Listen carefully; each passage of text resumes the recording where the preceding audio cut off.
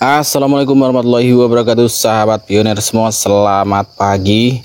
Oke, kali ini di Beranda Pi itu kita sudah ada informasi terbaru ya teman-teman ya, dan informasinya di sini seputar domain Pi Network. Di sini ada keterangan update dan utility strategi ya teman-teman ya. Oke, untuk informasi lebih lengkapnya teman-teman cek aja di bagian Learn More, dan silahkan kalian cek juga di bagian Pi Browser ya teman-teman ya. Tanpa berlama-lama kita coba cek aja langsung di Learn More informasi apa sih yang disampaikan oleh core team. Oke teman-teman, ini dia informasinya pembaruan lelang domain.pi dan strategi utilitas. Lelang domain.pi terus melihat keterlibatan yang kuat di seluruh ekosistem Pi. Seperti yang pertama kali dibagikan dalam pengumuman Pi-Day 2025 dan tanya jawab lelang domain. Lelang domain adalah utilitas tingkat platform yang memanfaatkan sumber daya kolektif komunitas Pi dan konektivitas eksternal open network untuk lebih jauh meningkatkan peran Pi dalam perdagangan dunia nyata dan interaksi digital. Hal ini memungkinkan para pioner untuk memiliki kesempatan mengamankan dan menyesuaikan domain.pi untuk bisnis, merek, toko, konten, aplikasi, situs web, penggunaan pribadi, dan banyak lagi. Beberapa pembaruan baru-baru ini dirilis, termasuk halaman statistik baru yang tersedia di aplikasi lelang domain. Namun, seiring berlanjutnya lelang, tren dan tantangan tertentu perlu mendapat perhatian untuk memastikan keberhasilan jangka panjang dan utilitas yang diinginkan dari domain.pi dalam ekosistem Pi yang lebih luas. Kemudian di bawahnya ada keterangan lagi pembaruan terbaru. Statistik lelang sekarang tersedia antarmuka khusus. Kini menampilkan statistik utama lelang domain secara real time. Para pelopor dapat melihat domain dengan tawaran terbanyak, harga tertinggi, dan tren tawaran terkini beserta informasi lainnya. Fitur ini memberikan peserta gambaran transparan tentang bagaimana lelang berlangsung dan di mana aktivitas tertinggi terjadi. Lelang domain.pi kini menjadi aplikasi Pi. Lelang sebelumnya diluncurkan melalui Pi Wallet, dan pemisahannya memungkinkan penerapan fitur unik seperti halaman statistik dan pemberitahuan email. Kemudian pembaruan lainnya, antarmuka penawaran telah disempurnakan secara umum untuk menawarkan pengalaman yang lebih bersih dan lancar. Kemudian, sekarang aksesibilitas dompet mainnet telah diperluas secara signifikan. Lebih banyak pioner dapat melihat dan berpartisipasi dalam lelang domain.pi.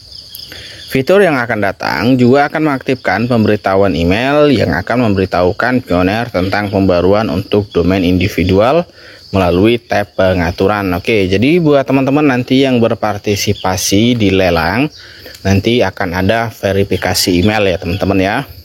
Kemudian pembuatan utilitas dan lelang domain.pi. Seiring berjalannya lelang, beberapa pola yang telah muncul dan patut ditelusuri.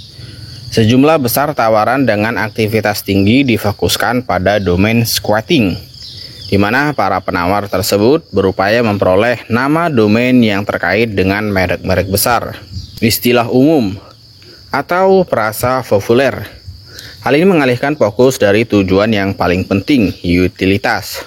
Domain.pi dirancang sebagai pengenal Web3 fungsional, jangkar untuk aplikasi, layanan, dan etalase bertenaga Pi. Yang kami lihat adalah momentum awal yang didorong oleh perampasan domain ini berdasarkan kepemilikan nama. Namun nilai yang diharapkan dari domain.pi berasal dari penggunaan aktif. Bagi pengembang dan bisnis dalam ekosistem Pi, domain ini harus berfungsi sebagai titik akses yang dapat dikenali untuk aplikasi langsung. Baik itu etalase pedagang, alat, blog, atau sesuatu yang lebih canggih. Untuk sepenuhnya mendukung visi awal tersebut, lelang domain harus berkembang seiring dengan peluncuran alat yang membantu pioner membangun aplikasi, bukan sekedar menawar dan menjual.